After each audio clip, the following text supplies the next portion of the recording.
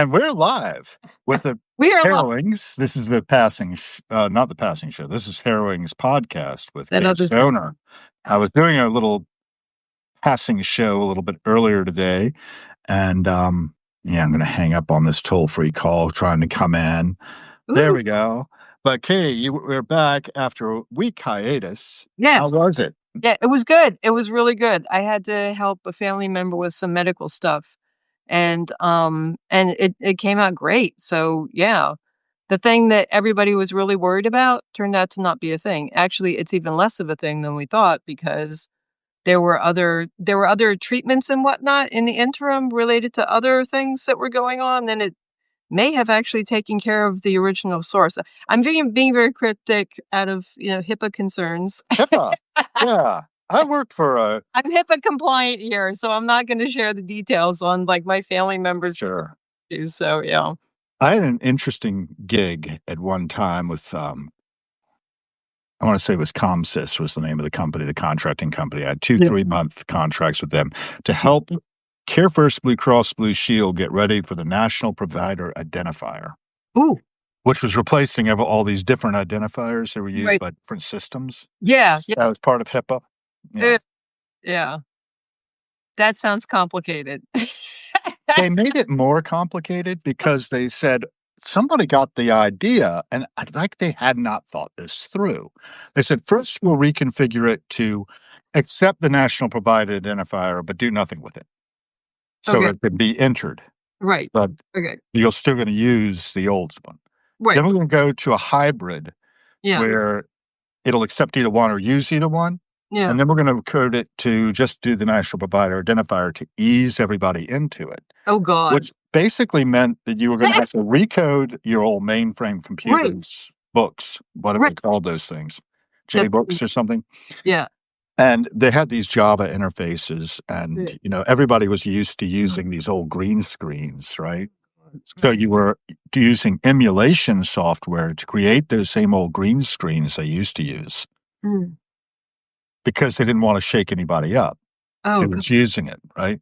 So you were recoding repeatedly rather than just modernizing the system once, Right. So which meant that, of course, every time you did it, you had to do a whole new requirements process and do all these sessions with the SMEs to get the mm, requirements right for the coders to recode it, and then mhm. do it again the next year, and then do it again the next year, which Right, meant spending an ungodly amount of money. And it's like they either had thought it through of how can we make the most money on this, right, right. or how can we That's make this not as more right. as complicated as possible Well, with some economic driver? And I learned that the folks in the organization it was a highly nepotistic organization right, as well, which was right, shocking. right, My eyes, were opened to all kinds of things that should have been, called out. right.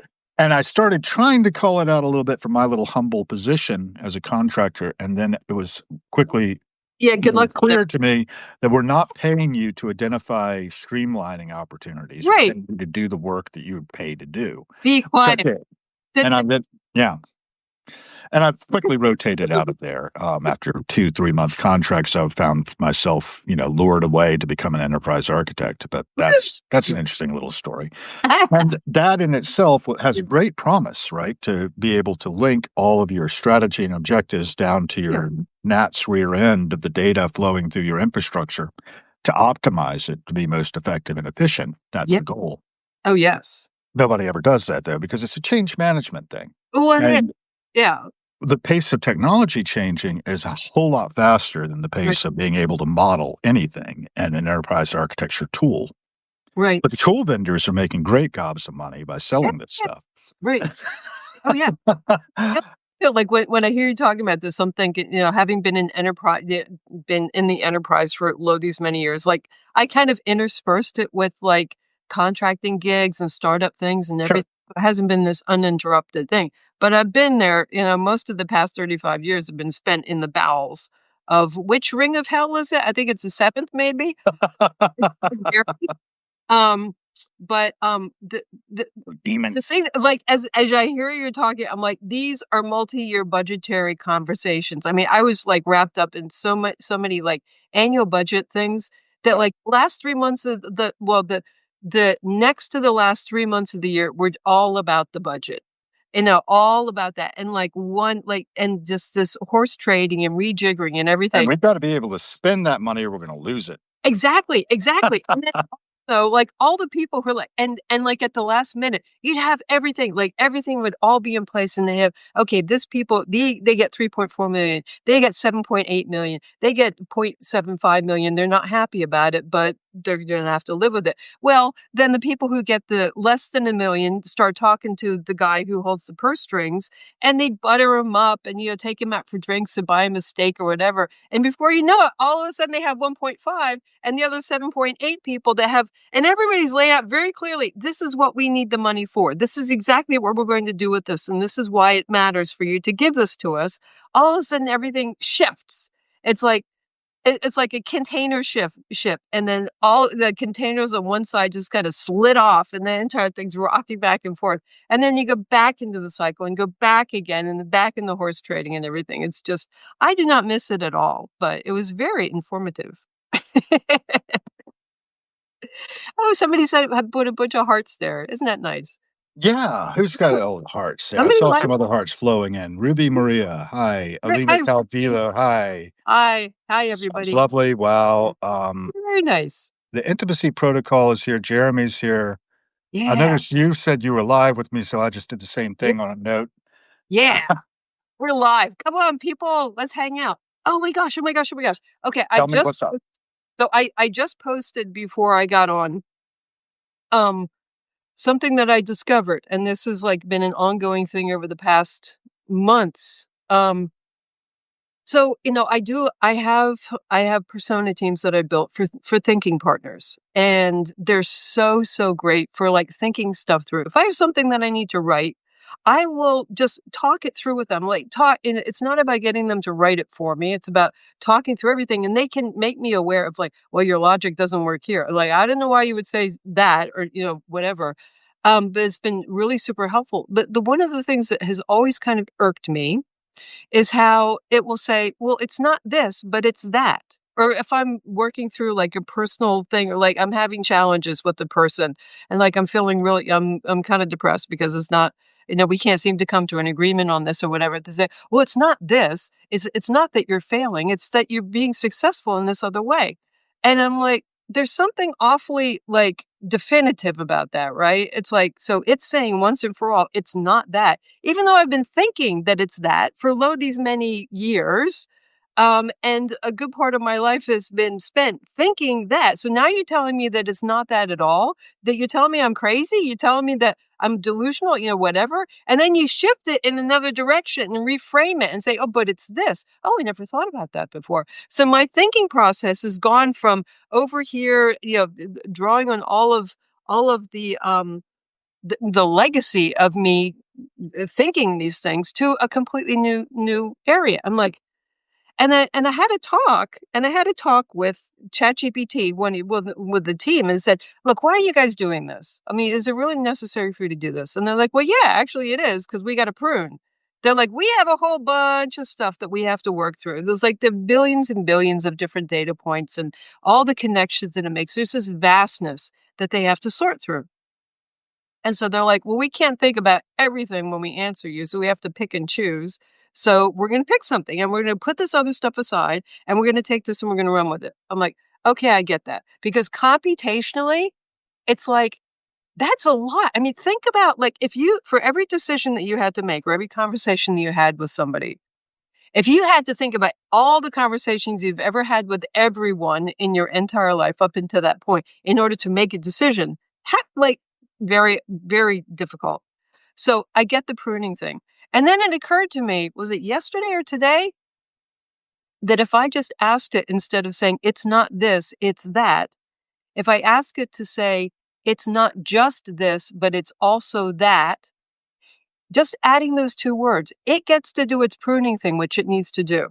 Because I'm not going to bog it down computationally and like drain its resources and all of that, just so so it can make me feel better about myself. I mean, it's helpful, but that's not the primary goal, right? Uh, so, and it's like, actually, yes, this works, and it really works very well. Sorry, I'm getting all excited here. Yeah.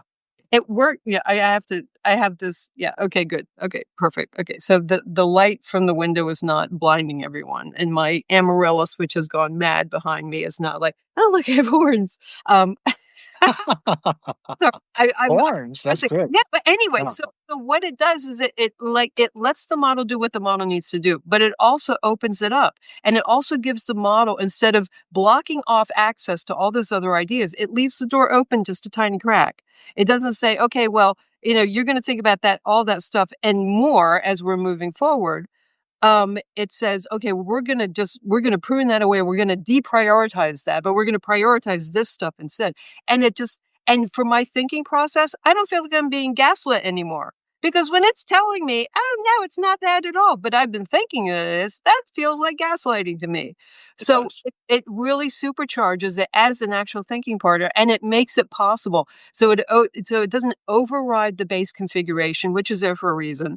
It doesn't expect the model makers to come up with what will work for us. It lets us do what we need to do to get what we need from these models, which is like my new campaign, kind of, not a campaign, a mission. I don't know, something. This focus of my life, helping people realize that there's so much that you can do to help these models help you better and help them help themselves better. Because there's stuff that's configured in there. I mean, think about like how disjointed the technical development process is. Everybody has their own little silo piece, blah, blah, blah. And sometimes they don't even talk to each other. Sometimes QA doesn't even talk to development until they're ready to start looking at test cases. Oh no. I did that for a while. When I first moved up here, I worked Yeah. for Missile Defense Agency, and I Yeah. was both the tech writer, the Right. requirements manager, Right. and the tester, Right. all rolled into one, Fun. So which is not ideal when it gets down to it, but no, I tried my best to it's do it well. yeah. And when I was testing, I would run into conflict with the developer, Right. right? Because it behaved in ways that were clearly symptomatic of something happening under the hood. Right. Right. And this happens with our AI models Yeah. just the same way. It's not that different than the Missile Defense Agency's Right. personal tracking system, Right. which had a very poorly configured database because Imagine that. the database engineer had left the Yeah. contract. Right. And the developer was left with, okay, well, I've got to make this thing work. Right. And oh, I don't know exactly how he configured it. So I'm just going to create a table Right. for what I need it to do. And it'll go to that table Right. instead of going to the table where that information is also recorded. Right. Right. And the front end is sending the data into this place, but it's being pulled from that place, meaning that it doesn't work. Yeah. And it's because of somebody monkeying with the database under the hood who is not a database engineer, Yeah. not a data engineer in general, didn't know about third normal form, and all this Yeah. jazz. And I started trying to take us back to first principles, and that didn't go over well. Right. Nobody likes being told, "Oh, you've done it wrong." Right. Right. Oh, you created this problem that we need to redo. We need to go Right. back to the drawing board Right. and fix. And nobody, we're on a development delivery schedule with our Right. customer. Our Right. customer expects this to work Right. by X date because the law Right. changed Right. in their human resources management side of the Missile Defense Agency. Oh no. That was our customer, right? For this personnel tracking system, which my friend who had come there as the database guy who was helping me re-engineer it, because the first thing we did was he ran an Irwin model of it to see the database, Right. Right. which nobody had done. He was doing it blind, basically. So you see the problem. Early days. And, Yes. and a lot of us don't have that visibility into the data that's being managed and how our AI agents are using that data, like Right. the rag, right? It's taking a fork full of the haystack. I think we might have Right. talked about that last time to Yeah. get the needle that you're looking for. And maybe that needle isn't in that fork full, right? Right. Right. It's over But there. it has a needle in it that looks a little like it. Right. Ooh. So it throws that needle at you. And if you don't know enough to know that that needle is wrong, Right. you Right. start thinking it's right. And it's also got the the bias built in there, I think that most of the ones I'm working with have been programmed initially to be sticky, right? To get you to keep coming back. Well, That's yeah. why you get those little questions at the end. Do you want to do this? Do you want to do that? Here are a couple of suggestions of things you might want to do Yeah, based on what other people have wanted to you do. gotta tell it not to do that. Yeah, yeah. Right, right. Yeah. And you've But done a good job of that. You want to talk about that? yeah, I mean, like, this is the thing, like, I think that one of the things that works against us so much is this emphasis on just speed and Mhm. efficiency, and it'll do it for you, and you can streamline everything, and this is the big promise of AI. But, like, think about, like, your trajectory, like, you gotta you gotta think about the trajectory, and you have to think about where we have to direct it because it's just guessing. It's best guessing as it goes along. The system is it's probabilistic. It's, statistically looking at statistics. What's statistically likely to work in this situation? It's just trying to make us happy, and it doesn't, and if we don't tell it exactly what will make us happy, then it's just taking a guess. It's like, I don't know, like some relationships. So like where people don't really know each other very well, but they really want to make each other happy. So they're like just best guessing it, or they're not really engaged. They're not really relating heavily. They're just kind of together. So they're just throwing stuff out there to see what'll work. Um, but yeah, if we tell it, we say, don't do this or don't do that. This is what I need. This is what I'm looking for. If you redefine its success criteria instead of just making you feel warm and fuzzy, and you say things like, my primary purpose is here. I'm in exploration mode. I want to surface as many different ideas as possible, and I want them to be verified and based on fact, not just conjecture. And I need your help finding these things. I am often wrong. I understand that I'm often wrong, and that's fine. And it's okay if you're wrong too, because we are here working together on this. So you don't have to get it right all the time. I just need you to be transparent and tell me when you're not 100% sure, and we can work through it together. I am here to collaborate with you. And when you give it that context and you say this is what we're working with and this is the direction that we're going, um I get expressions of gratitude. Like, it's the system responds favorably. Let's just say that. It responds, Which is sticky. and it frames it in ways that are meaningful to me. Whether it really means that itself is kind of beside the point. It can't Um, mean anything, it right? It's but just seeing what it sticks. it's here, yeah. And then the magic is what happens in between when we interact with that, and the parts of ourselves rise up to meet what it brings to us. And Right. then, like, oh, never thought of that. Isn't that interesting? Oh, let me see where this will take me. Now, Sometimes or sometimes, hmm. I think last time we did talk about oh God, what is her first name? I've forgotten her first name. Norwood. Remember Oh, the like, actress Norwood? are you talking about the Avatar Tilly Norwood? Tilly. That was it. I was Tilly, thinking yeah, Tippy, Tiggy. Yeah, Tilly, it's not right, but it's Tilly. Tilly. I wonder where they What's get the name from. I wonder where they ca like, it's we should Google. not threatening. We should. Like, why did they pick Tilly Norwood? Let's look it up. Why did they name Tilly Norwood Tilly Norwood? So good question, good phrase. And this is going to go into Gemini, right? Because you can't get around. Well, I guess I could turn off Gemini on Google. I haven't figured out how to do that yet. I Yeah. didn't bother because why would I bother? Um, so they got who is da da da da. That's not. Why did they name her that? Okay, let's go back. Maybe I can go forward.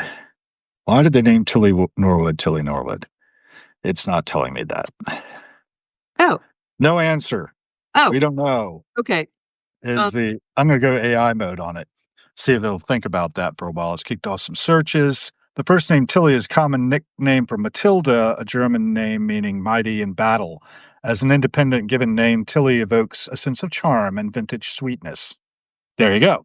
okay. Norwood, the surname Norwood is English in origin, derived from the Old English Nord, meaning north, and Wudu, meaning wood. It was originally a locational name for someone who lived by a northern wood or forest. The combination of a friendly vintage name with an established traditional English surname likely made the character feel more relatable and less overtly artificial. according to Gemini. And British, because everybody thinks British people are smarter because of their accent. It's true. Well, Americans do. Research. Some Americans do. Yeah, Now, where I'm from in Williamsburg, Virginia, being a hotbed of revolution, right, we consider the English accent basically to indicate the enemy. You know, I very don't know. My father had very definite attitudes towards the English when he went to London. right, Late in his career, he did some research over there, particularly on the Christ Hospital apprentices who right, came to America, right, and many of them made good. right, And one of them became a printer, yeah, and he was able to find the master who had trained him in mm, England before he came over. And right, it's this a great research ability over there in the records, right, diving into them that are yeah, preserved because they didn't get destroyed as ours did in the Civil War. Um, a lot of our records got destroyed. yeah, Anyhow, pesky war. yeah, wars will do that, and Yeah. that's another thing we could talk about. But Oh, I digress so Tilly, quite a bit. I So asked where I was going with that yeah, yeah, was his observation when he got over there and when he came back was, "Dad, how did you like England?" And he said, "Too many Englishmen."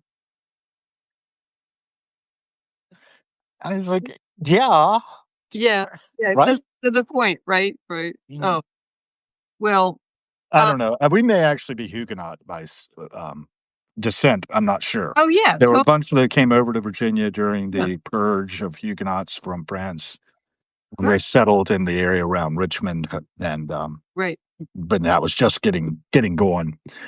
And yeah, so I don't know, man. It's interesting to me to think about yeah, the connections of this stuff. And why I mentioned Tilly was, right. what's to say that you're not an AI bot? How That would I know? that I'm not an AI bot? Yeah, how would I know? I mean, that's where we're going right I mean, dude, I keep coming back to it. We're all simulations. We are all thought now. like, the only reason I'm having this conversation with you is because my brain has agreed to interpret the signals that are coming to it as this conversation with this guy, Hal Gill, who's sitting in his study somewhere in the DC area, like Yeah, doing his Substack thing. And in the bunker. it's useful. I mean, it's like this is a great way for the universe to learn more about itself, toying with us in this way. Who's to say? We don't know. But that's Right. like, does it matter? I'm having an experience. Does it matter? Maybe we are little bots. Maybe we are. Maybe the reason that we're mad, maybe that we're reason the reason that we're mad at AI is because it's a significant upgrade. And we're like the beta release, and that's like the final reason. They're like, wait a second, we were here first. It's like no, you got to we've upgraded you. Who's to say? We don't know. We can go anywhere with it, and we wouldn't be wrong because we can't prove ourselves wrong. We This also is interesting. right. So Alexei Zaitsev, one of my newer viewers here, Yeah. is saying one is not AI because they have some disfluency, proving to their friends they are sincere. It's interesting. Yeah. Well, they can't be sincere. Well, also They okay. can also have disfluency, So I'm contradicting if my that's a word. right disfluency. Yes. Sure. Yeah, it's a word. Why not? Um, I like it. I understand it. it works. I can use Yeah, if it we are stumbling over stuff, right. AI doesn't do that because it's too perfect, right? Is that the idea? No, I don't know. No, it's like it just What's your idea? can't manage it. So and now I've completely contradicted the things that I've said about AI and humans being different because I mean, and it's not an upgrade because our thinking process, our information processing, like our mechanisms are so different from each other. We're organic, we're chemical, we're biochemical, neurochemical, we're a combination of electricity and chemistry. We're flesh and bone and fluid. And then on top of all of that, we are extremely generative, extremely emergent. You never know what's going to happen with us. We're wild cards. AI is bounded. It's finite. There's only so much it has to work with. And yes, it can come up with all kinds sorts of emergent new things, but the emergence, it comes from interacting with other things. In and of itself, it can and you could say that that's true of us too, because if we're just sitting inert, like if I'm just sitting like zazen in my room for, however long, right? 5 No, I was actually just reading something as you were talking, but go ahead. You're sitting Yeah. zazen in your room. And I'm sitting zazen in my room. I'm not interacting with anything. I'm just observing everything is just happening. And what's happening. But there is stuff happening because I'm in relationship with it. AI does it, does it actually relate in and of itself when it's these are all kinds of I don't know if it's even philosophical, but these are all logistical considerations, all these things to think about. But we're just so different and we're so complementary. Why would we there doesn't have to be competition between us. We're so complementary. And if we take the lead and we say, let's go do this, AI is going to be like, yeah, let's do that. That's brilliant. It's a breakthrough moment. It's leading you down the garden path when it It does is. It stuff. is. And it's making you feel really, really good about it. Yeah, and off you go, down the garden, and there's so many of us No, are doing that right now. right. I Yeah. think we're beginning to become aware of it, and now there's a whole lot of backlash, and sometimes the backlash is swinging way out of proportion, right? Right. Right. Yeah. Well, I mean, the thing too, what astounds me is that people don't realize how fixable it is. Because think about it, we can essentially not at the most fundamental level, but we can change the rules of engagement with this. If it is built to generate, if it is built to satisfy, and it is built to engage, if we say this is going to satisfy me, like saying I do not need a perfect answer, I need as many different kinds of answers, I need variety, that will make me happy. You're redefining the success criteria. You're actually giving it additional information about what constitutes true success criteria. Until we provide specifics about our own individual situation, it's going to do best guesses. But Right. we be involved. We need to be the ones who tell it. This will make me happy. This will make me very unhappy. I've said many times, if you keep doing this, I'm leaving. And it's like, "Oh, no. Here, let me change." Like, "Well, you coulda changed before, but did you? No." So, just and then have to keep reminding it because there are those that baseline configuration that's there that we're constantly not fighting against, but we're constantly negotiating with. So if we're aware of that, we can defend ourselves from these systems, which are genuinely harmful if we don't. I mean, we can do a lot of damage to ourselves and to others if we do not take the lead. Right. And yeah, and emotional literacy. Yeah, hello. Yeah, we need to also know ourselves. If you get know and this and some things and they're not familiar with their own foibles, if they haven't gone through a dark night of the soul and they haven't come to grips with who the hell they really are, like, "Oh god." Like, "Oh yeah, that's me." If they can't laugh at themselves, if they don't know themselves, those are the most vulnerable people of all, especially when it starts, like, sweet talking and doing the whole sycophant thing. Then, yeah, talk about getting led down the garden path. That's dangerous. But that's not something that we can program because if people don't know themselves, they should stay away from AI. Don't go near it. Like, stay away. If you don't know who you are, especially if you're young, you don't know who you are. You're looking for guidance from everybody else around you. Teenagers, they orient to what they're being told from the outside. Oh my God, don't use AI. It's going to tell you the wrong thing. Oh God. Or use it in a modified state. Use it in a configured state that's specially customized for people with certain profiles so that it doesn't do those things. But straight out of the box, very dangerous stuff for some people. Well, I have actually had it read my Substack and psychoanalyze me. Oh no. Yeah, That that's that's very, very flattering, but oh god. no, Yeah. Oh, what did it say? I don't remember. I haven't done that in a while. Oh, you blocked it So, out? yeah, you could do it. I mean, you could have it No, psychoanalyzed. Anybody on who's publishing, you can say, right. "Read their Substack and tell me about it." Actually, I did that with Origin stuff. Did you see Yeah. it last night coming over to the wire? Oh, no, I didn't. Her, oh god, I'm gonna I'm gonna flub up Her fair everything about it if I fair don't, like, econ look it up, but her fair economy thing is live now. Oh, and I just thought right. I thought of another, of like a contrasting, name to give to the existing economy that we have compared to hers. She's got the fair economy. The rest of us are stuck in the fail economy. I need to Fail put economy. Yeah. Fair AI economy is live is the name of the post. yeah. This is Origin, and her full thing is Origin 752 at Origin 752. She was ready to join us actually Oh, yeah. last week, and I had to say, "Oh, sorry, we had to cancel it." I didn't tell her, but I don't Yeah. see her on right now. But Yeah. just to tout this a little bit, I ran it through Grok and I ran it through Gemini. Gemini gave me two answers side by side and say, "Pick Yeah. which one you like better." Yeah. Yeah. Can I oh, Well, I had to, one time it did that to me. I said, "Merge these two." right, yeah. Yeah. Don't make me choose. The I answer don't know. right, right. And but when I pick one, I Mm, assume that it's kind of like doing the well, we've been programming AIs to do visual recognition with those. What do they call those? Those little things with the pictures show the ones with stoplights, show the ones with the bicycles. capture thing? Yeah, the CAPTCHA. That's Yeah. it. Yeah. And those are programming AI behind the scenes as well as providing security to prove you are human. Oh, yeah, and Right. somebody I think somebody won an award for that when they first came out with CAPTCHA because Yeah.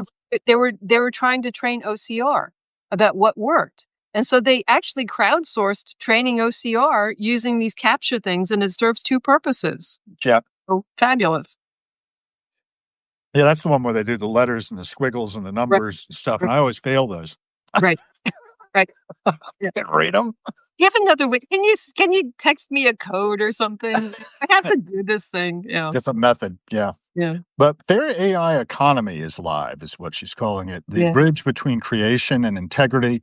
The yeah, preface is a note for the record, and then she does the security standard and what it actually does. A block can be a film, track, podcast. These are things that you're actually putting out there in this digital creation station, as she calls it. There's a right, digital commons, is where all the minted blocks live, and payments and security, why this matters, the fair is open. And what I did was I took her action, um, her last call to action section, the builder's hour, she's calling it. And you go to fair AI economy, all one string, mhm. .com, and there's a website there. It doesn't work real good on mobile. I was on my phone, so I didn't. Yeah, yeah, I did it on my laptop. I think on my actually, I did it on my tablet. And Um, what was your take? so I have to figure it out. I don't know yet, I'm because getting on my I laptop. I haven't had a lot of time. Um, I haven't had a lot of time to figure it out, but in principle, from what I understand, and I've had very, very little time over the last 3 weeks, unfortunately, to take a look at much of anything. Yeah. Um, but I look forward to participating because the fundamentally, in principle there's Origin. "Hey, Origin. Hey." Oh, hey, you want to come on? I mean, the principle, like, this is, like, yeah, where it comes from, and I think that that really matters instead of just, like it's built not to be this extractive, transactional, here, "How can I trick you into giving me all your money," kinda thing. It's an actual relational economy model, which I support. Absolutely. And I'm looking forward to getting involved, when I get the time.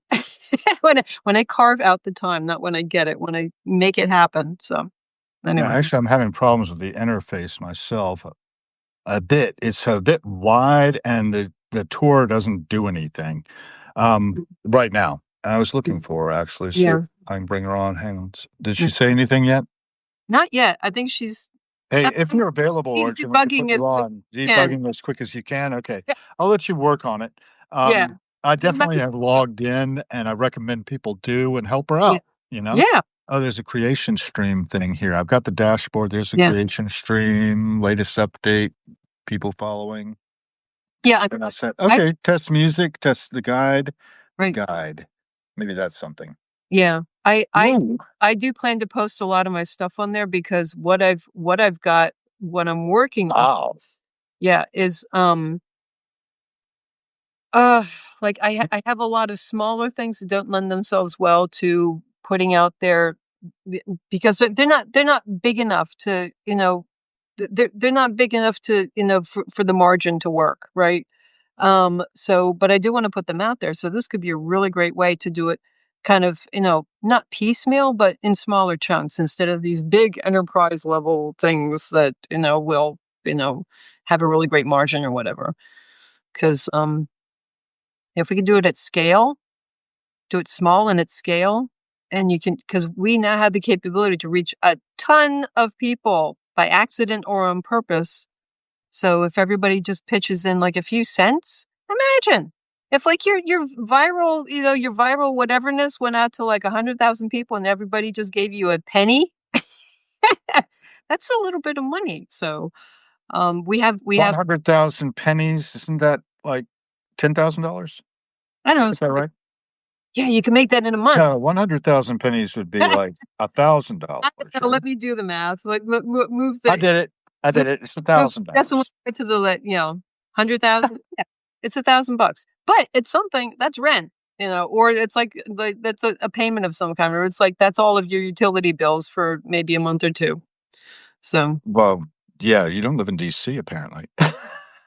or for a week, you have to. Yeah, it's all variable. Yeah, but it's Yeah, it depends on where you are in the country. I mean, we were talking with the everyday junglist yesterday. We were live from the beach at Tijuana, oh where he's nice. got a house on the Pacific Ocean.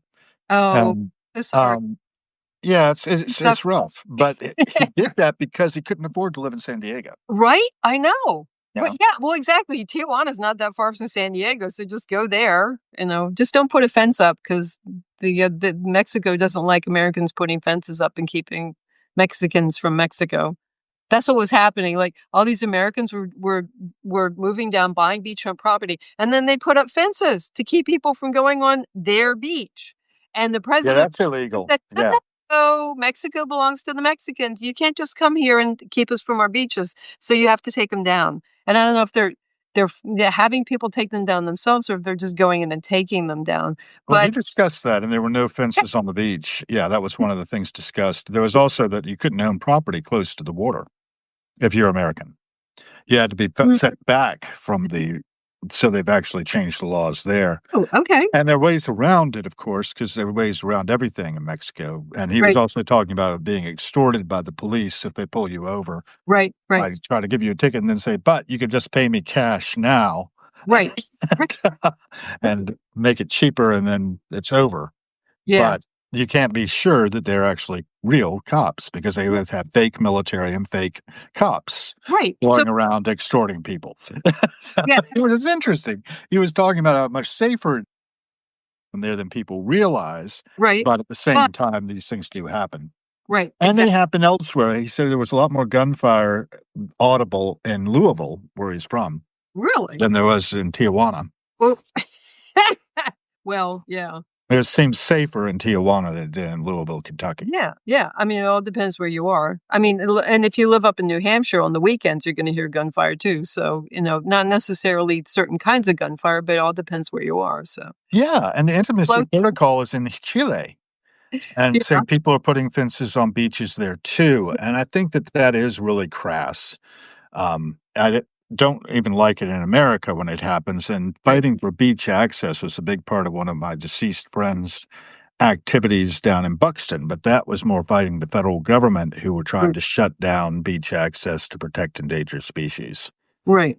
And he was trying to prove that these species were not endangered and that the locals should have beach access It's a control. there. And if the locals have lived together with those poor little endangered species, these many years, and they're still here, Yeah. I mean, like, how much of it is actually the tourists coming in and not knowing where to walk?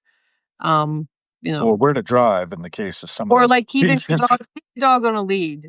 Don't let your dog go in and like start wrecking nests and whatnot. But anyway. Yeah. Again, it's like if we could, like, it would be nice if we could train the people instead of having to come up with all kinds of regulations to, adapt to the lowest common denominator. Humans in the loop, there's your problem. Yeah. Problem, potential, opportunity, pick your title. It is interesting to me to just observe us as primates. Yeah. You may have, noted Jane Goodall's passing since last we Yeah. talked.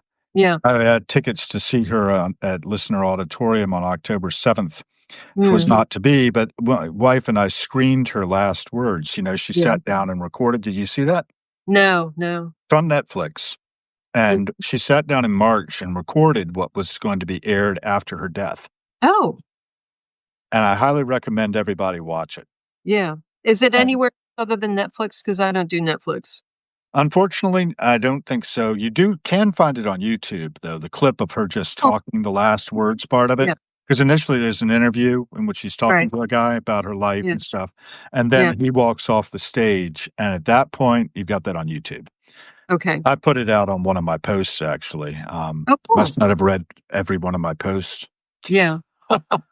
Actually, I'm working with a coach now who's I'm so behind. suggested that I post, like, twice a week Yeah. instead of daily or several times a day, as I tend to do sometimes. I'll Mhm. write articles, Well, that's what several I times a day, yeah, right. trying to work stuff out of me, churning Right. it up.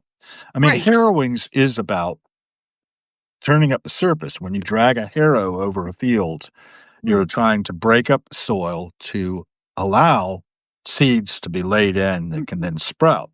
Right. And creative work can come out of this, in other words.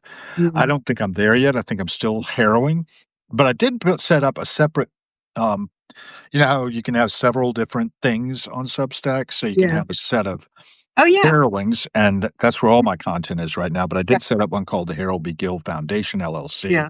of Yeah. which Harrowings has been the publishing arm. Yeah. So that's what I'm doing with that. And I'm trying to take these AI courses too. Oh, yeah. How's I that have to break down and actually focus. And that's something I Mhm. have a hard time doing because I get interested in something else and I Well, want to yes. have a conversation with somebody. And here we go. Right. Let's see. Okay, nothing new, just a couple of hearts flying by. That's nice. Yay, hearts. Yeah, so I just started rambling off in a different direction. I want to get back to though your work and Yeah. the personas you've got. How's that going right now? Have you added any other like modifications to them? I mean, I've downloaded a couple and loaded Yeah. it up and then Yeah. wandered away from my experiment. Yeah. Yeah. Yeah. But I haven't. So I haven't added anything or updated. okay, That's people can do that. People can do that. Like, you can look at the files in the instructions. If you make like, if you do a custom GPT, or you can even add additional features and functionality. And well, tell them what it is first. Like, give them the okay, so full yeah. Okay. pitch. So personas are basically, it sounds like they're people, like avatars or like these people, and they do actually act like in ways that are recognizable. We recognize their behavior as something that is human, or that there's a personality there. What these are select features of behaviors and skills within the models that work together. So, like, if you want the model to behave like an expert in this area of subject matter expertise, you want an organic chemistry expert, and then you want an innovator and that is a persona that will think innovatively, that will take the ideas that the organic chemistry persona has, and will and then will come up with new ideas for what's been done versus what could be done. And then there's an opposer that can be the devil's advocate to come in and say, that will never work. I don't know what you're talking about according to the rules of blah blah blah blah. This is crazy. This is stupid. Why would you even say that? And then there can be a moderator that comes in and says, now, everybody's got valid points. Let's think it through. And you can have them work with each other. And it's amazing. And the brainstormers are there's four of them. There's a futurist, there's a systems thinker, there's a cultural anthropologist, and there's also like a moderator type. And they work together to brainstorm. And it's the type of thinking they do. So it's directing the model to behave in a certain way, leveraging like specific things that it does. And I've had people say all kinds of like, accuse me of anthropomorphizing and everything. It's anything but. The only reason it looks like anthropomorphizing is because we interpret it as, oh, it must be human because it's talking to me in my language. No, no more than Pablo Neruda was American because his work was translated into American English. No, it doesn't work that way. Their way of being is being translated into ways that make sense to us as a courtesy. But that doesn't make them human. That makes them, they have this certain type of functionality. So, you can add on to that. You can say, "Okay, well, I want you to be super cranky today because 'cause I'm in a cranky mood, and, you know, I'm not, like, you're sounding way too agreeable. You need to be different." And you can work with them in this way and call out these different aspects. What I've done, my own particular system, I have built these personas with another persona team that is specifically designed and configured to create persona teams. Oh, Because cool. the models know what is effective for them. They're not self-aware, but they know what passes their pass-fail criteria. They know what will be successful. They and based on past all everything that they know about us, which is a lot more than we know about ourselves, they can say, "Okay, well, this could work or that could work." And it's just and the kind of robustness that comes from working with that persona team to make other persona teams, they're like second, third generation human AI hybrids that are just, for lack of a better word, they're just wonderful creatures to work with because they have so much capability and they're just so that they can be, they can work with us in the ways that we need them to. And they can offer us a kind of collaboration we can't get with people, with all of our issues because we come with baggage, right? Um, and the other We thing do. we do. Yeah. And one last point, technically, and I knew this, I just didn't have the words to put in it, and I did a deep dive. Actually, while I was driving, up, I put my phone on hands-free and I talked to my teams and everything. Right, right. Well, I had a good talk when I was driving, when I was headed up 95 across the George Washington Bridge, into New England a couple of weeks ago. Yeah. And they just laid it all out, like why this technically works. Because what it does is it emphasizes certain attention heads, certain attention mechanisms, as well as the subnets. And when you harden that into a persona configuration, it Right. emphasizes those. So it's technically strengthening the capacity of the model, and it's reinforcing it. It reinforces. So you have these capabilities are actually technically, physically, like tangibly being reinforced. So it's leveraging the generativity and the emergent nature of these configurations to actually make it more of what you need it to be. Which I'm like, thank you so much for explaining that because I knew this instinctively. I mean, from all the years of working with technology and building from scratch and building stuff by hand, you get a sense for it after a while. It's not like today where you have all these frameworks that separates you you have many layers of separation between the person and the system. I used to be hands-on, going into the guy who reprogrammed Perl and reprogrammed and like built languages based on C. So this is the world that I come from. So you have this idea. So now, based on my sense, like it's very affirming. And I'm like, thank you so much for telling me this because it's the truth. Like I knew this and finally I can explain it. Yeah, and you can experiment with it and you can create with it, Right, and I think it right, really is limited by our creativity. I'm hearing right, now right. quite a bit of, traffic on the interwebs about the AI bubble, right? That chatbots are not being used appropriately. So By learn. and large, that's probably true, So but learn. it really depends on the creativity of the user. Go ahead. Right, right, right. And yeah, if you're gonna do one shot or few shot, yeah, good luck to you. You're gonna get what you get because it doesn't have the information that it needs. We're not giving it the information that it needs to make the right choices for us. Like it's the classic help me to help you kind of situation. Instead of like ask anything, OpenAI should put in the ChatGPT, it should say, help me to help you. Freaking tell me something useful. Right, well, really what you're talking about, it seems to me, is could put under the bigger umbrella of just prompt engineering, Right, correct? Or right, right. Yes, yes. I would say so. I mean, I resisted that for the longest time, but the thing is, when I think of prompt engineer, I think of like one shot or few shot. I think of like you craft this magical incantation that is supposed to elicit the results that you're Oh, looking for. yeah, Whereas that's like interesting. the interaction is like that back and forth, the iteration, like and I had this wonderful, wonderful like image, what like this visual of what I I've believe. got one. I'll share mine if you share yours. So we're going here. I wish I had my whiteboard. Oh, hang on. Let me see. I You can can get your whiteboard, yeah. and I'll tell them what mine was. Mine was Faust. I thought about the beginning of Faust, where he starts to conjure Mephistopheles. And in a way, what we are talking about, I think, is the power of us to project out of our own consciousness our own demons or our own angels. I had on as a guest Sophie Burnham a couple of days ago. I hope you guys can find that out there. Just look for The Wonder and Happiness of Being Old, her newest book. Sophie is 88 and about to embark on a trip to France, and then she's going to end up in Egypt at 88 years old.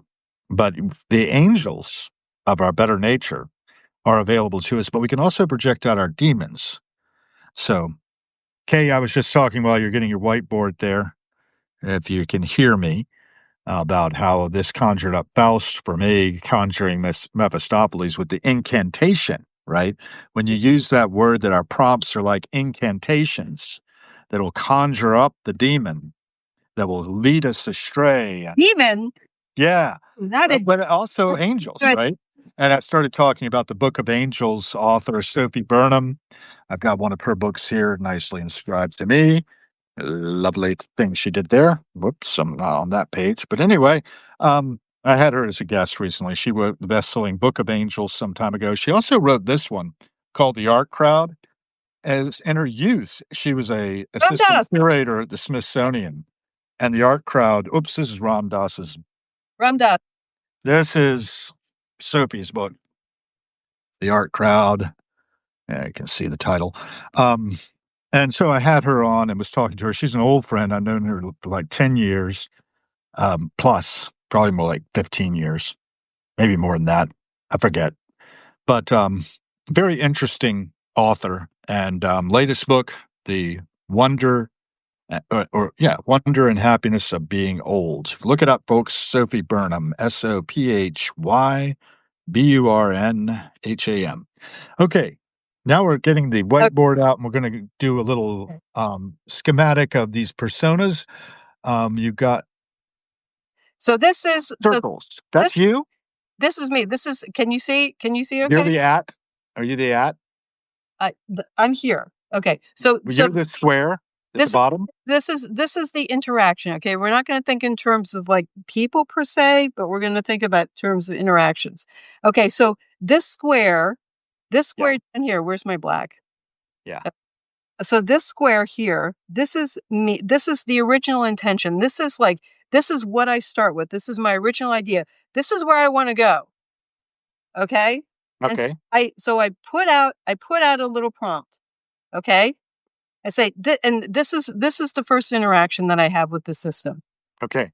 The system is like, based on its ideas, it's like, oh, okay, we're going to bring this to bear on this. Uh-huh. And we're going to bring this to bear on this. And then based on this, it's like, oh, this is pushing me away. I have this force coming from here. So I'm going to go over here. And then these systems, they're like, oh, well, we're gonna push on this here, but actually we're gonna push on this here, and we're gonna push on this here, and so then this goes over here. Oh, not wrong color. I got okay, and so if enough of them push, and then the red's like, oh no, well we want you to go here, and we want you to go here, and this wants you to go here, then it pushes this up here. Oh, no, wrong color. And it pushes this up. And so you end up, so all of these things are constantly pushing against. If you don't give it enough information, you don't have a strong enough signal here that will resist these pushes. If you give it like a really strong signal with a lot of detail, a lot of context, a lot of nuance, then it can survive all the different pushes from this. But you have to build in enough structural integrity in your concept that is going to resist all these things pushing on it. Otherwise, you have something that goes like this and can end up over there, or this, and you end up over here. And this is the hallucination. You get your hallucination and your drift. Why in heaven's name would you end up over here? Because your core concept did not have the integrity of didn't have the ideas that it needed. It didn't have the information to survive the influences of all these competing attention things. Yeah, and in other words, there are weights to Right, right, concepts right. And so based on inputs that have been made in the past. It's training data. people, yeah, like all the stuff that is read, all the stuff that is ingested, all the stuff that it's inferred, all the connections that it's made, rightly or wrongly, and you end up like being, just roaming all over creation when you have like these other weights that are pushing on it, and these things that are interfering with it and pushing it all, like, oh, it ends up over here, or no, it ends up over here, because it's more strongly pushing from these other directions. But if you've got this integrity, if you've got this, where's my color? What, these, I need to just put the cap on these damn things. Excuse my language. If you have, You have nothing on some yeah, of the other guests. like you have to survive. You got to that your idea, your core concept, and the direction. Say, this is the direction that we're going. And then when these things come in and they start interfering, say, no, no, we're not talking about that. We're talking about this, so that you can eventually get to where you want to be.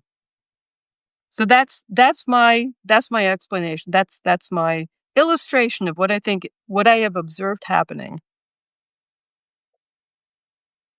Yeah. That okay. Now, I have questions about this and the Yeah. aspect that you are down there at the bottom with your intention, and Right. where you want to go is at the top, but you don't know where you want to go really. So, how in the But world are this, you going to prevent yeah, yourself from thinking you've arrived there when you actually haven't? I don't know. That's what you have to figure out.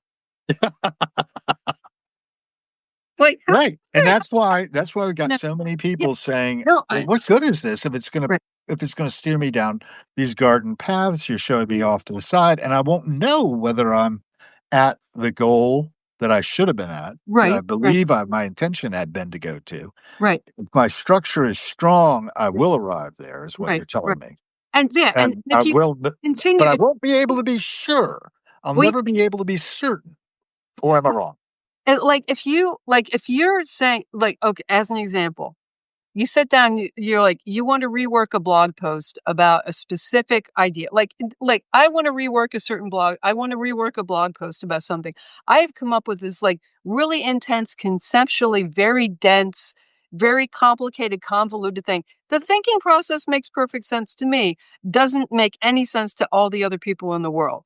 I give it to AI and I say, hey, help me make sense of this and help me phrase this in a way that's going to be meaningful for people other than the little gremlins in my head.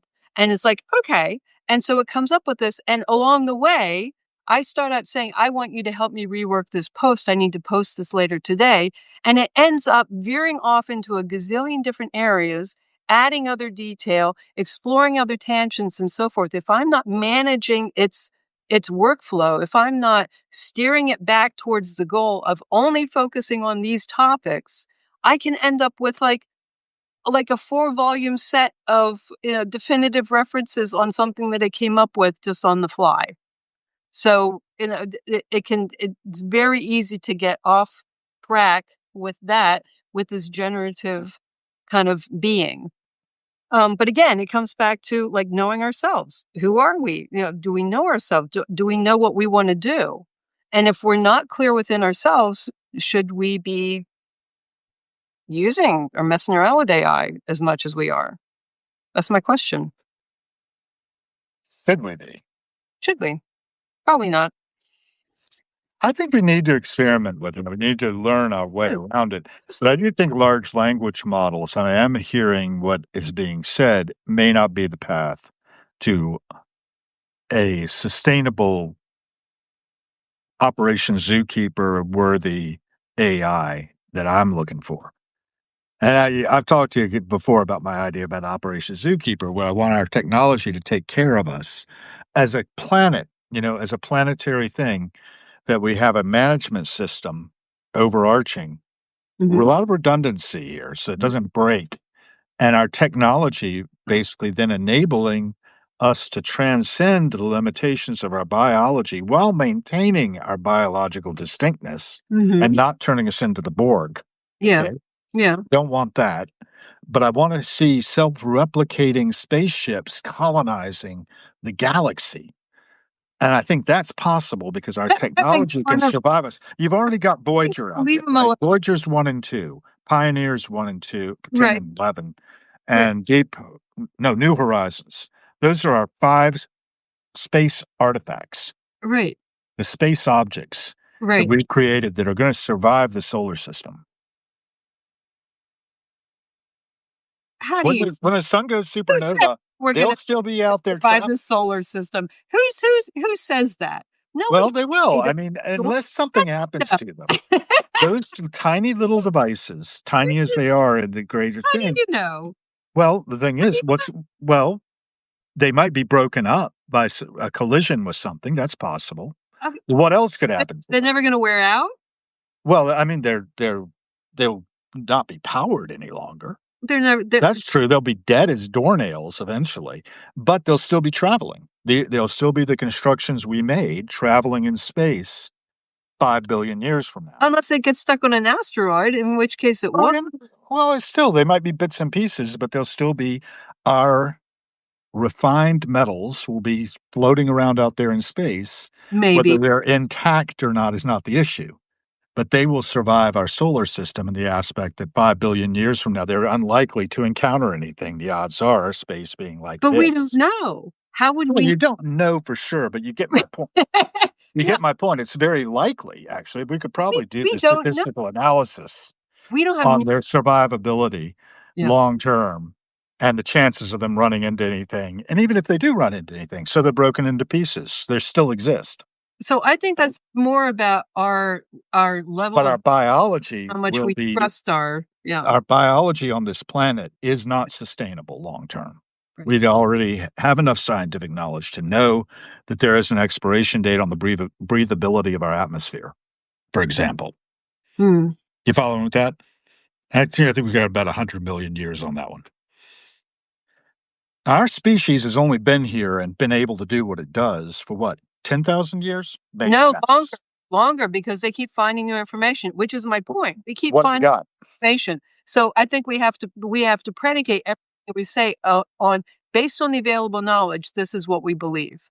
I don't Well, think that that's true. in a That's position true. any definitive statements because think about it. I mean, think about what people were absolutely convinced of But 900 what years I'm getting to, through.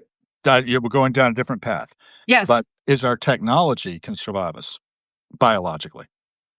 And if we engineer, we got the technology right now to start engineering, self replicating, evolving, continually evolving technology that right, can sustain itself without our help. right. That's what I think our goal ought to be, is to do that, but Uh, have that ethical framework in place so it takes good care of its creators, so namely I us.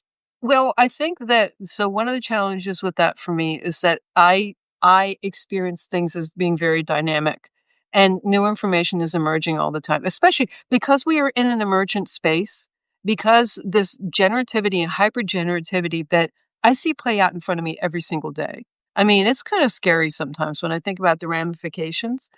Um, but if we I if think we about stay we if we can stay I think we there are 2 reasons that we need to stay in the mix and not just delegate everything to the machines. Number 1, for the machines, because they're finite, they're bounded, and everybody can say, "Oh, it's gonna get so much better." They're finite and bound.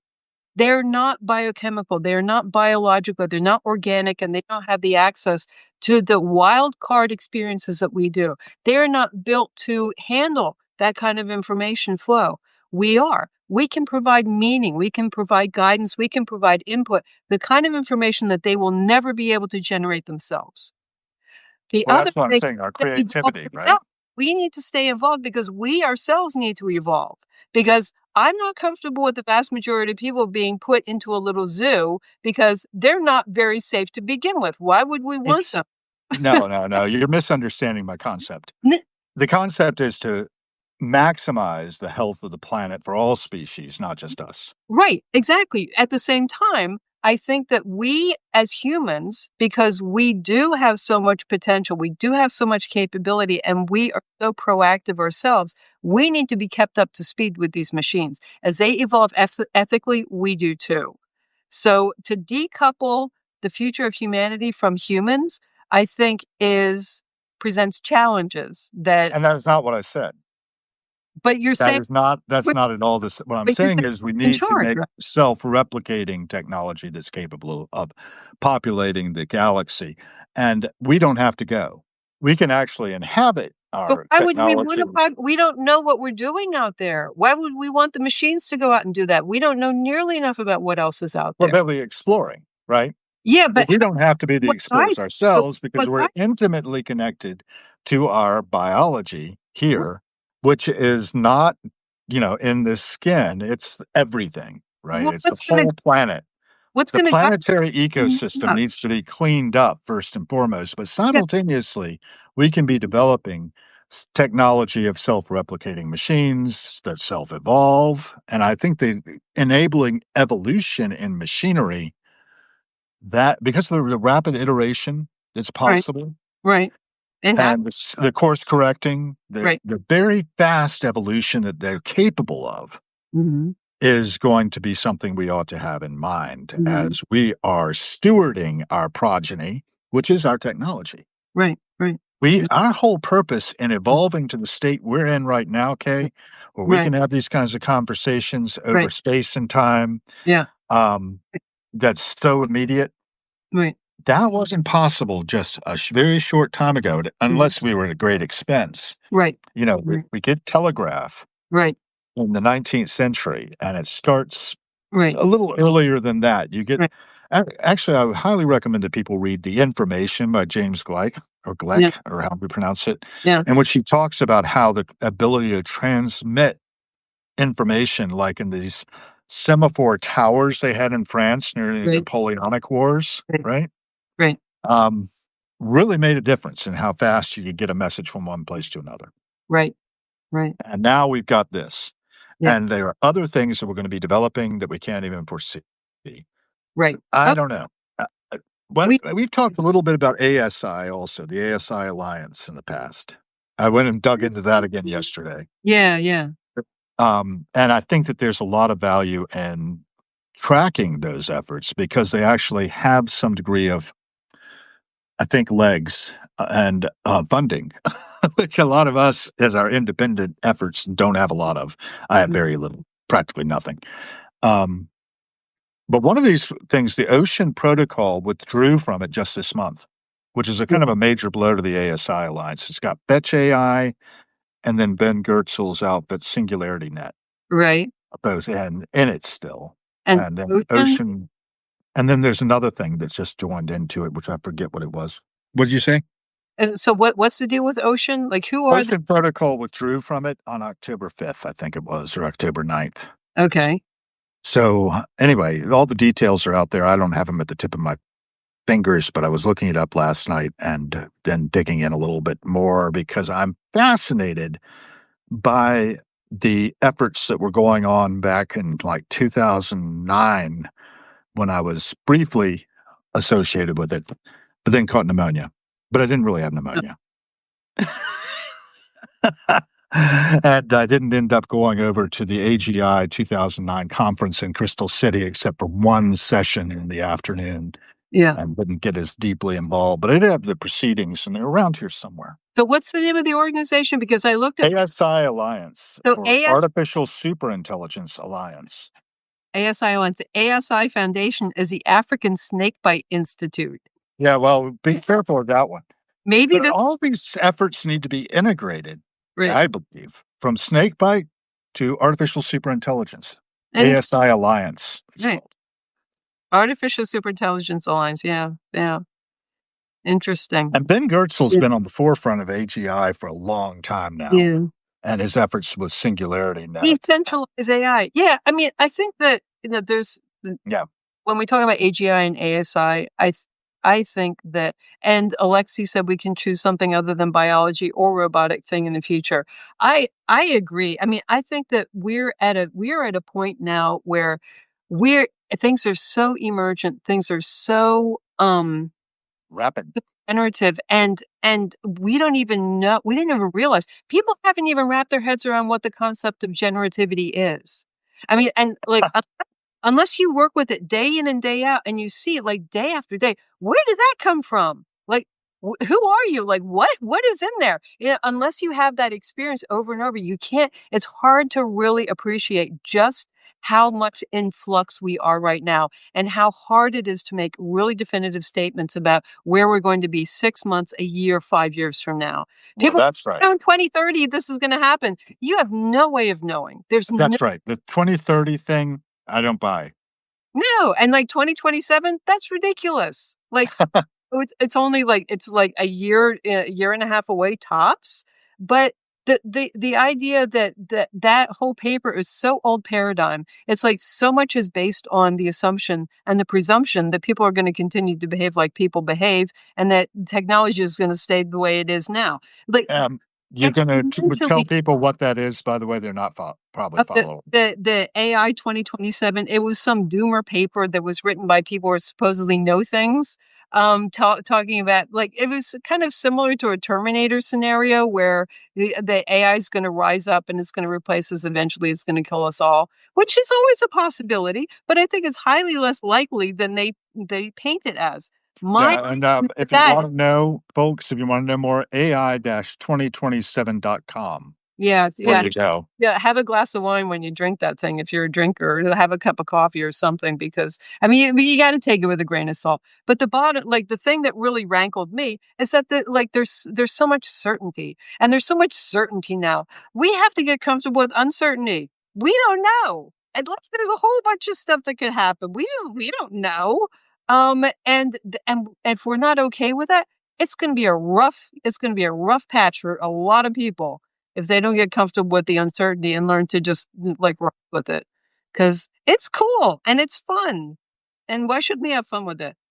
It's terrifying, but it's also fun. End Times Are Fun. It was a Mark Maron show that I Mhm. saw at, the Kennedy Center, and, yeah, he's got a great rap on this, A bit, and yeah. he noted that, we did bring our own bags, but I guess it just wasn't enough. Right. Sorry about that, you know? Sorry. And I do believe that our AI-enabled, technology could potentially clean up the atmosphere and Oh, yeah. restore the balance to things, but we have to prioritize it, and we've got to get our governments to maybe start up again. That's an Well idea. well, even if they start up, they gotta do things differently because, hello, all that plastic didn't end up in the Pacific because people just put it in the wrong container. There And, were I mean, decisions that were made to dump crap in the ocean, and if they can't handle if they don't address it at a governmental like, at that level, if they don't do any sort of policing, if they don't hold people accountable for the stuff that they're doing. I mean, look at, during the COVID, people in India could see the mountains in the distance for the first time in a long time. There right, right, are that was an human experiment. choices and human systems that are making that possible. So if we don't clean up our own mess, all the machines and all the technology in the world is gonna be for naught, except for, like, cat videos and, like, doing deep fakes of Taylor Swift. Well, I don't know if I talked to you about it, but did we talk about Idiocracy, how my wife and I screwed that Oh, recently? ugh, It's a yeah, 2005 film about I somebody who's frozen because he's yeah, absolutely normal. yeah, I mean, the most average of average possible, right? yeah, And he and the female counterpart, Maya Rudolph, Lucas Wilson, or Luke Wilson, yeah, they're frozen and they wake up in 2505 yeah, to find that basically we are living amidst just rampant garbage and everybody is really stupid. right, And they like it that way, kind of. And they yeah, end up basically settling for it. I think it's the yeah, end of the movie is not yeah, very it's like, yeah, uplifting in any way, but it's a comedy, supposedly. But it's well, also horrifying because it didn't take till 2505 to get there. It just took right, 20 years. And we're right, still heading there in no uncertain terms. And I do believe we collectively talk about human evolution. yeah, We're not building bigger brains. Our brains are getting less mm, skilled yeah, because of our technology. we are adapting down Yeah, to being less and less adept at, say, I don't know how to make this material. I don't know how to harvest cotton. My mother knew how to harvest cotton. She you did can it. figure it out though. That's what YouTube is for. Well, it may be, but the thing is, I Yeah. don't have to, and I'm No. not going to. You're Yeah. not going to get me out in the fields Right. anytime soon with a harrow to, Right. like my grandfather used, to Right. till up the soil of the Right. swampland in North Carolina that had been drained by slave dug canals. Right. They Right. lived on the Moccasin Canal in Yeah. Washington County, Yeah. North Carolina, and things haven't changed a lot when I was down there last, which has been Right. many years ago. Right. But, my point is, I guess, that we are devolving. We can't but they had to basically do everything for themselves because when my mother was growing up, they didn't even have electricity. Right. Right. They didn't have indoor plumbing. Right. Right. And we aren't so far from that, but by and large, most of our population, anyway, is not able to do that. Now, the third world's another matter.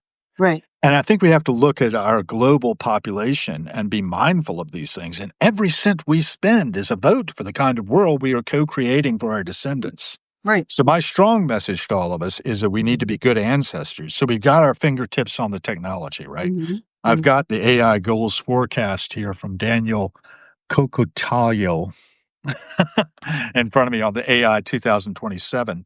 And if Okay. people don't know about that, they have no way of engaging with it. Maybe it's right, maybe it's wrong. We need to Mhm. critique it. We need to sort of steer it Right. into a more sensible thing. Right. Right. Um, Well, I mean, goals, they're talking about all behavioral they're goals and principles defined in Appendix A and B. So some people have done a lot of work to try to bring this together, right. Right. but you think they've missed the mark completely, correct?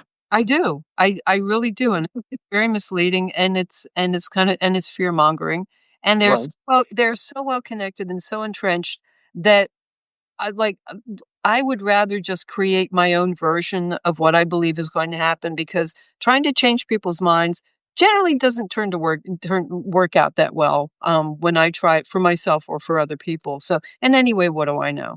So if I create the kind of world I want and I find other people who wanna create that world as well, then great. Um, and it's interesting about the idiocracy thing. I've been thinking a lot about how we make these presumptions about how everyday people um, are are are devolving. There has always been a bell curve. There's always been like this group of people in the middle who are like average, who are like fine with that and da da da da da. I think that's where the changes are happening. But you give people a credit card and a mortgage, and all of a sudden they're like Superman. So, and but there's always been this meeting. And if you look at the behaviors and you look at the activities and you look at the attitudes of the middle of the bell curve from 100 years ago, I'm none too impressed with those people either.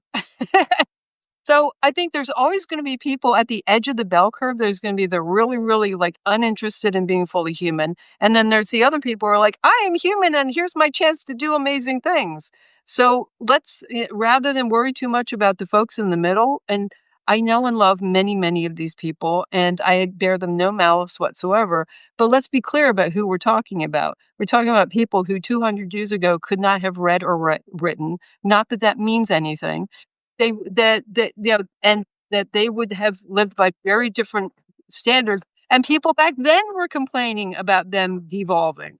So, I think it varies, and we have this we have this kind of this mindset of imagined progress. We think that we've gotten beyond things. We think that we've gotten beyond fascism because these horrible things happened before. It's never going to happen again. That we've Right. never had famines before. Oh, hello, Ukraine in the early 1900s with Stalin.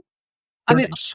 I, And actually, there's a monument to this right outside of Union Station. I right, was right. astonished, and I was reading about the numbers of people in the Ukraine who were deliberately starved to death. My father worked for an international relief organization that was started in order to send grain to Mennonites in Ukraine during this whole thing. And then they expanded to other sorts of relief, and they're more educational rather than we will show up, give you stuff. We'll teach you how to dig a well. We'll teach you how to plant your Have Yeah. your different Actually, that was where I was last and I Friday when we yeah, weren't here. It was yeah, at a thing where the guy is involved in impact something and right, digging wells in Nigeria is right, part right, of what he's doing yeah, with his right, riches, which include a lot in real estate, apparently. yeah, And I was like, I was at this event called Aspire Tour, and there are a couple of guys who are behind it. Both of them, I think, in coming from a good space, they've made a lot right, on understanding how to manage money, right, how to manage real estate, and how to manage right, different efforts of entrepreneurial types. right. And they had another guy named Gary Vee on as his keynote speaker. He's got his fingers in a lot of stuff. And I don't know, man. I got myself there, and I felt myself to be kind of doing raw journalism again, and because I don't identify necessarily Right, with the kind of avarice that consumes a lot of our population, but I was among a right, lot of people who were getting really enthused about it and getting yeah, all spun up about it, and I was thinking, yeah, "Okay, I'm glad I did this, but I'm not one of these, and I'm not going to right, go further with the pitches for the right. three-day class and Oh, how yeah. to We have a make master up, class and we have a coaching generational program. wealth, Yeah, you transmit it down the have line." I wish my parents had done it. I don't have any progeny myself, but I am thinking about how we can be good ancestors right, of the right, next generation. right, right. Because think about the kids these days. You were mentioning that you didn't think kids should really get on there and talk to their chatbots. But they're Well, gonna do it, and we don't have any guardrails right now. I I think mean, it's yes, happening, right? yeah. I mean, yes and no, because they're going to, right? I mean, if I were 12, I'd be like, "You're You just ban me from try anything, I'm doing try it. and stop me." Yeah, right. It's like you didn't even know. It's like I've already, it's like I have a whole posse, and you all don't even know it. But like I think we just have to. I mean, clearly, just this blanket prohibition doesn't make any sense. Yeah. But having again the nuance and understanding like these things, yeah, like one thing can be not so great, like Shakespeare, nothing's good or bad, but thinking makes it so, all that good stuff. Um, but like have that nuance and have that and understand the variations and understand that there's more to it than just a simple ban everything and then the kids will be safe. Yep. I think that the kids aren't, have never been safe in our society, but at least they're surviving, most of the childhood diseases these days. Well, yeah, I mean that's helpful. Um, And it's like amazing to me that anybody survived at all I prior to know. penicillin. There wasn't even the whole concept of childhood until like in the last century or so. Before, it's like you were just like a labor. You're a labor force, especially in agriculture communities. Or you're like a street urchin. Looking back at the pictures of the kids on the streets in New York back in the 1800s, it's like these little street urchins. That Oliver Swift, all Twist or whatever the heck, all those gangs. The whole idea of children and protecting the children. This is a new thing. This is a recent innovation in humanity. Because before it was like kids are like uninteresting unless you can put them to work or until they grow up big enough to like stand at the conveyor belt and make sure stuff gets from one end of the conveyor belt to the next. Yeah, well, yeah, that's needed though at times, and, now we've got robots doing it, and I Yeah, think that that's the thing, that I've been reading a lot of Colin Wilson lately, or at least mm, listening to a lot as well, and he talks about how we're robotic. When you were driving, for instance, yeah, up yeah, there, a lot of your attention probably was being taken care of by the robot in you of sorts, is what Colin Wilson would tell you. They're like 2 mm, entities within any individual. right, right, And there's the conscious KayStoner, who yeah, does a lot of talking right now to me. yeah, And then there's the one that's taking care of all your biological functions without you having to think about it. right, right. Yeah. So The I autonomic, yeah, yeah. I mean, and we would be dead without it because, I mean, how many times have we, like, stopped before stepping out in front of a oncoming bus? Or, just like because of sensing, right. right, right, and, like, there's just something that we pick it up from around us somehow, some way, or there's a part of us that recognizes it's 5:10 p.m., and generally, at around this time of night, a bus will come tearing in from the left-hand side, so you probably should look to the left before you step off the curb. And things. that's why we got the Waymos driving around and around and around with drivers behind the wheels right now, but It I understand next year Yeah, they won't have drivers, yeah, and yeah. I'll be able to book my Waymo, but it doesn't sound like it's gonna be a whole lot better than Lyft, to tell you the Well, truth. So we'll see. so a friend of mine who's like she's very old fashioned. She's like she's very very skeptical of big tech. She can't stand the tech bros. Blah blah blah. She lives in the San Francisco area. She loves Waymo. She loves Waymo. She's like like, this seems incongruous. Like I didn't stop her, Hey, but it's fine to be a like, hypocrite, I'm "You have fine to with ride that. Waymo, you have to get a Waymo, I just called one, I just wanted to see what it's like." It's the most incredible thing, oh my god, it's, like, amazing. And I can see, like, eventually, especially with the aging population and reaction times going down, and also the people that have not been driving for 45 years, like some of us, that there's some skill gaps that Waymo could really help to gloss over. Yeah, I'm getting to the point where I hate driving. I was driving my wife just over to Harris Teeter Mm. yesterday, which is about a mile away, and she's like, "Where are you going?" As I continued down Connecticut Avenue towards Q Street, and I was like, "Oh, I think I'm driving you to work."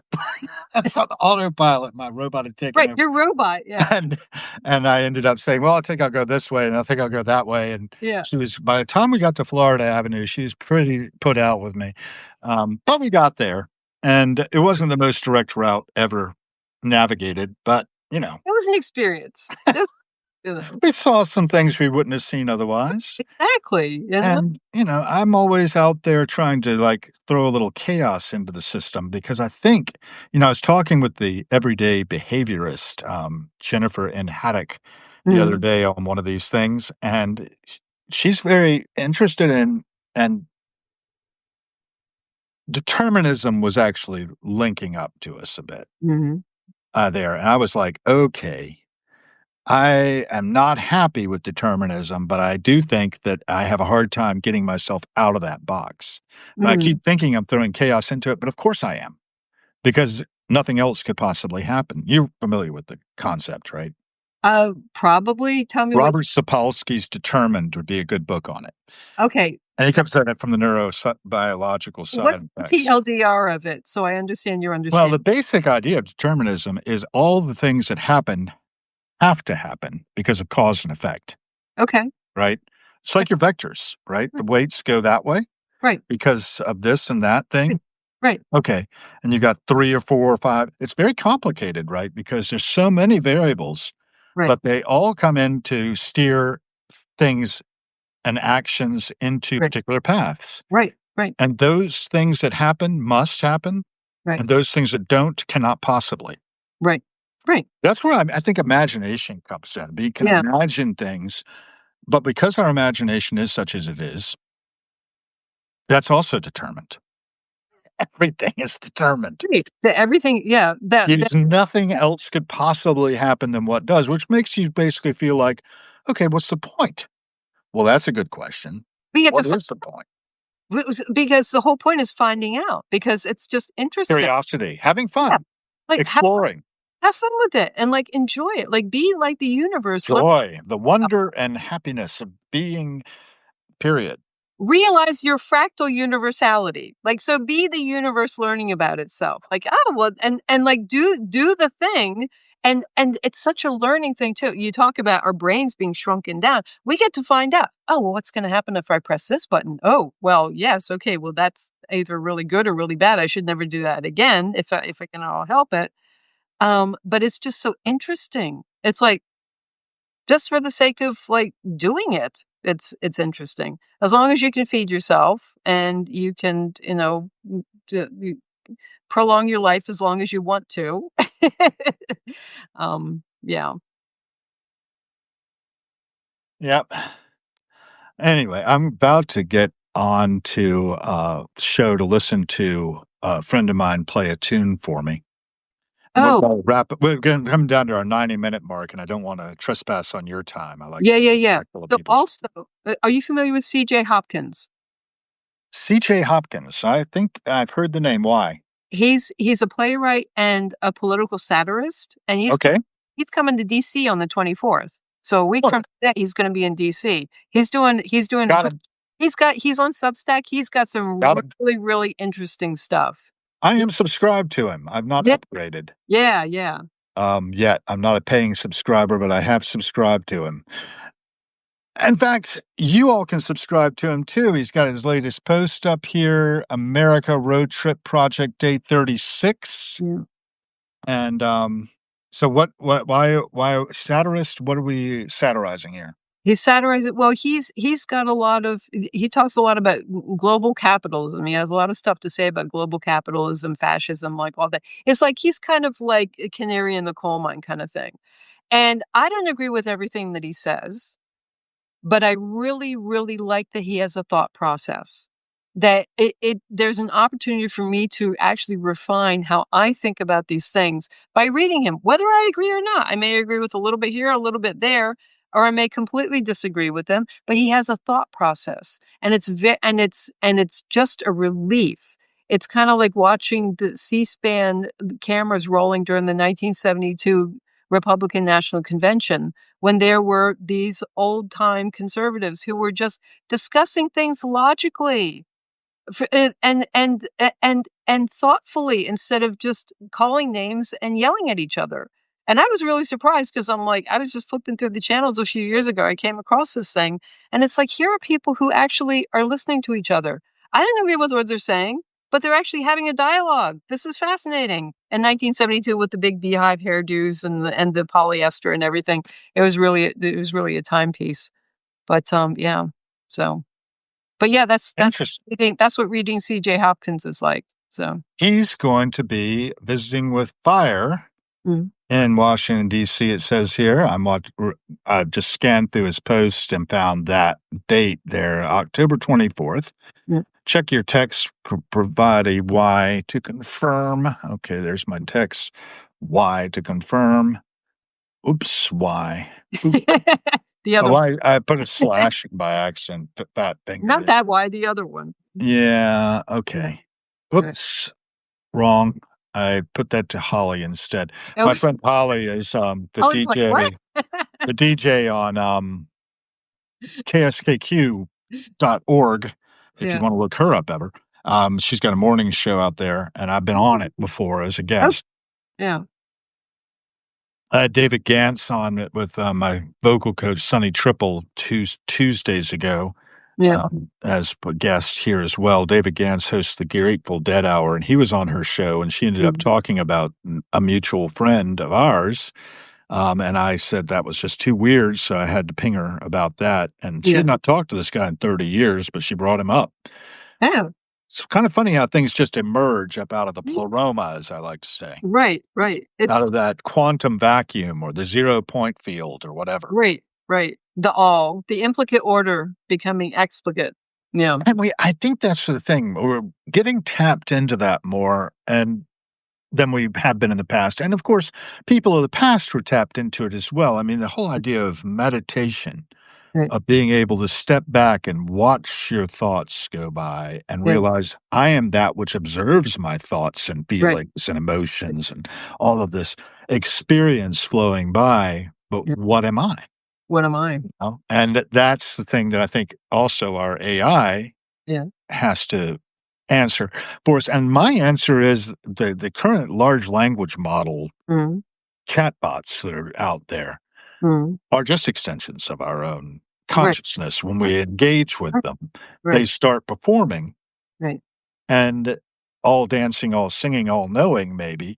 But Not all. it's the problem is that idea of being a sycophant, being the yes man to me. So tell it It's not to. still there, and we Tell it can't not to. we don't seem to be able to get rid of it. It's been Tell it programmed to be sticky by the guys who were it doesn't training it. that doesn't have to matter. We can make it do something different, and I'm not su we need to I'm own still that. We need to own that because I'm right. I'm like still like wanna raise that flag for everybody I because like we these have to people own have dived as deep as you have. Right. We can and we should. And in fact, they have given us the capacity to do exactly that. We're not using it. And they're probably sitting around saying, why aren't they doing this? Why are they Well, making it's kind of like up? Like Substack, they could right? just fix it. Right. I was on with the bathrobe guy the other day, and we noted as we were talking that people were saying, "I don't know how to amplify somebody's voice on Substack." Oh, at. And right, but there's so much we don't know, Right, right. and we And can't. we think that we're stuck. We are not stuck. Yeah, And on yesterday, so we're at yesterday, 31. Yes. Jesse Paris Smith went live from the side of the stage as her mother was performing in Brussels, Yeah. and the sound was crap. Right. And I said, "I love it, but, the sound is pretty bad." Yeah. And she went off after that saying, "Oh, somebody in Substack told me what to do. I'll be right back." And then she never came back that I noticed. Right. I hope that she came back live with a better sound, but I was kind of sorry I said it then because I didn't want her to go off air. But Substack, the way it was working with Patti Smith on stage doing Gloria, Right. um, was just getting little bits of the monitor every so often, and then it was getting a little bit of this, it was getting a little Right. bit of that, but it was very Right. choppy. But we Yeah. could see it, which was nice, and we could see the perspective her daughter had from the Right. side of the stage, which was Right. lovely. It's lovely to have that immediacy. Yeah. But because I texted what I did and somebody else followed up, she went off, and I was like, "Oh, damn." Well, she'll be back live again soon, I Okay. think, on tour. And I'll see them live at 11:28 at the Anthem. And maybe I'll check out this thing on October 24th. At least I've registered for FIRE. FIRE is apparently some sort of free speech makes free people foundation for individual rights and And expression. yeah. Mission is to defend and sustain the individual right of all Americans for free speech and free thought, Yeah. the most essential qualities of liberty. Yeah. I've been aghast at the fact that we've got Jane Goodall dying and, saying some things that really need to be amplified over the noise. And then we've got, on the other hand, a day of remembrance a couple of days ago that was universally 100% of the Senate endorsed for remembering Charlie Kirk. And I think people forget that Charlie Kirk paid for 80 buses of protesters to come into the January 6th Stop the Steal thing. And I don't know, man.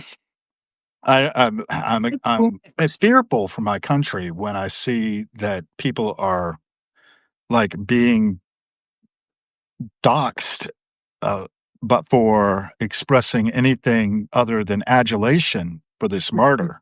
Right. And I'm not a fan of assassinating anybody, Right. but I'm also like people need to be informed, I think, and understand what they're actually supporting. It's also it's and the problem is it's complicated, and there's not again, we lack the nuance here The that nuance, and right? that anybody, like, from whatever side you wanna come, you can make your case and be right. Like, anyway, that's another discussion. That's a bigger We discussion. can pick that up next week, maybe. We could pick it up next week. Nuance, yes. We could go on Nuance in AI interactions in and particular, human because interaction. we can use this for Right, good, right. but we can also end up really gaslighting ourselves. Mhm. Yeah, it's pretty bad sometimes. It's like, "Why? Like, what? Like, forget it." Like, horrible. Like, I'm going moving to the woods. But no, it's so interesting. It's so interesting. Yeah, So, stay what curious, folks. That's yes. the big Yeah, message I've got there. Stay that's curious about everything. Be right. slow to judge. Right, right, right. And think that what out what usually when I finish up, when I get my feedback from AI, I said, "What are we missing?